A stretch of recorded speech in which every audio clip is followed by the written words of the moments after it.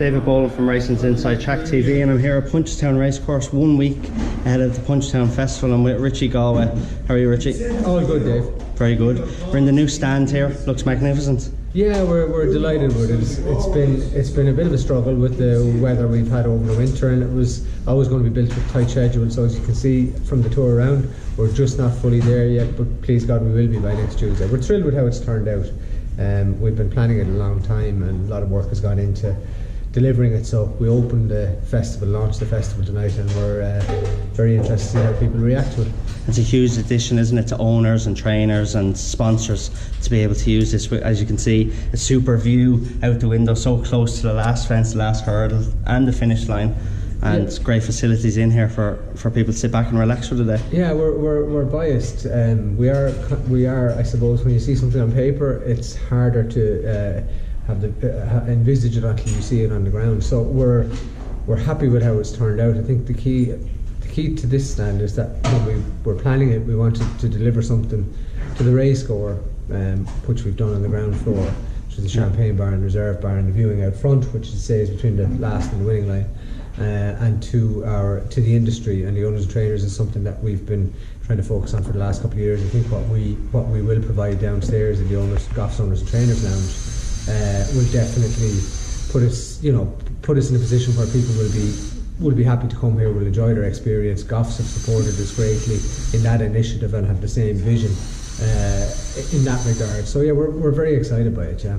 And obviously a very important thing for racegoers, loads of new bars as well, which is very important. Yeah, the festival's a big event. It'll attract over 120,000 people next week, so there's a huge amount of planning goes into it. People find it hard to believe the amount of work that goes into building a festival. It's not just open the gates. We have over 100 staff here on site this week in advanced preparation. We build marquees obviously to cater for the additional capacity that we carry next week. But there's 120 security guards on duty each day of the festival next week. We'll have over 500 catering staff. There's hundreds of toad staff. It runs into the thousands. Our car park support. It's a big event. It's a big social and entertainment event as well as a racing event. The hub of it is obviously top class racing out the front of the stands, and we're in great shape for that to start. And like you say, with all those people don't really realise behind the scenes how many people are needed and what's needed to get this thing to run correctly. No, it's a year in the planning. From the track point of view, we start planning next year's festival the day after we finish this year's festival. Okay.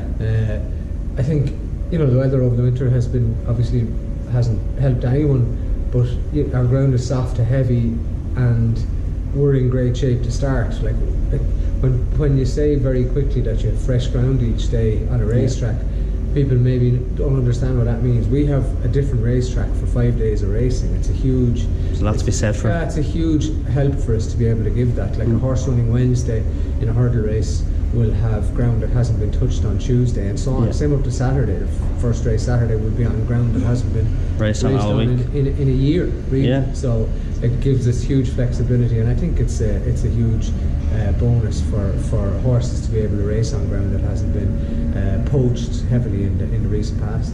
And speaking of the horses, some very big names expected next week. Sam Crow, Footpads, Altior I think comes over, and many more obviously Cheltenham winners, and the big battle then as well, like he's had last year with Gordon Elliott and Willie Mullins will come to a head again next week. It's working out well. I think key to the success of the festival is the Irish-English battle back on home turf, and historically that's been very strong. Fortunately, due to the success of Gordon and Willie, a lot of those good horses are on this side of the water, so it probably won't have as many UK runners as or top class runners, because the horses are over here, but it will be well supported by the UK horses. And obviously Gordon and Willie fighting out the Trainers' Championship at the end of the season is a huge help to us, and I think we're very lucky the sport has two people who are doing such a good job of promoting it, but doing it in a respectful way. They have such respect for each other, and such dignity. I think we're very, very lucky to have these two geniuses in our sport and at the forefront of it in the current era.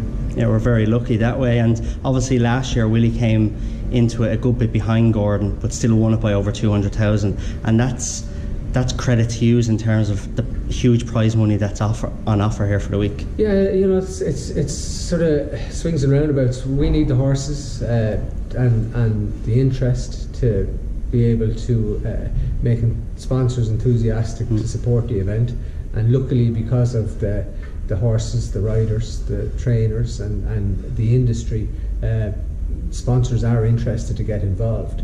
So prize money in my view is crucial to the success of the week. We've over €3 million, we break €3 million next week, so it's a very, very serious event from that point of view with 12 grade ones. But I think that's, it's dependent on the support. We're very lucky that Willie and Gordon, all the Irish trainers, Jesse, Noel, all of them support Punchestown and support our industry without question. And they save their horses, they bring them here, they don't dodge, which would be an easier thing to do. So yeah, we're lucky in that regard.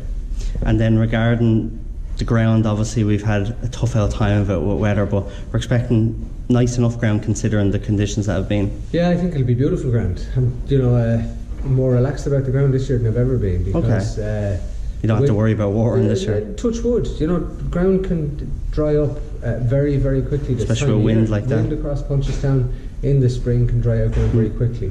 Now, at the moment it's quite slow, but over the next few days it's settled.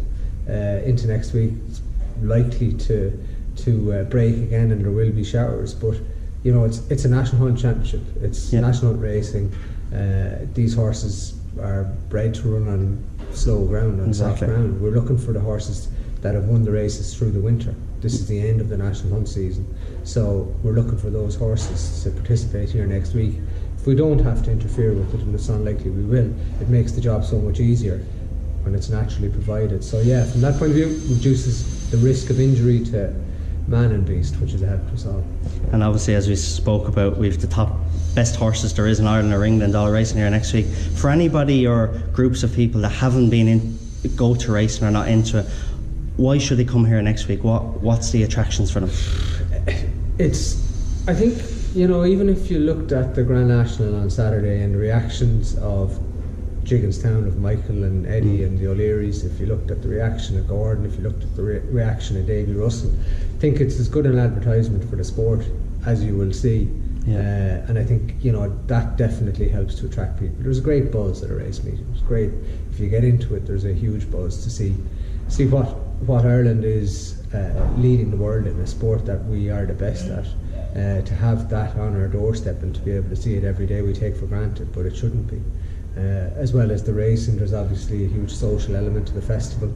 It's as much as anything, we're an entertainment venue, so there is action and activity throughout the week. There's lots of sideshows that people obviously enjoy as well. So there's lots of reasons to come race. I think towards the end of the week we get a very social crowd, and it's good fun. It's a good day out. We're in a great place, aren't we, at the moment with racing? How obviously strong the horses are, but in terms of bigger crowds now beginning to go to these festivals. Yeah, festivals are very strong. I think again it's credit to the strength of the industry and the support it's getting. But yeah, festivals are very, very strong, and based on the feedback we're getting, next week looks like it's going to be touch wood, a good week that hopefully will break records again. Well, that's good. Well, Richie, fair play on the new stand. It looks great, and best luck for next week. Thanks.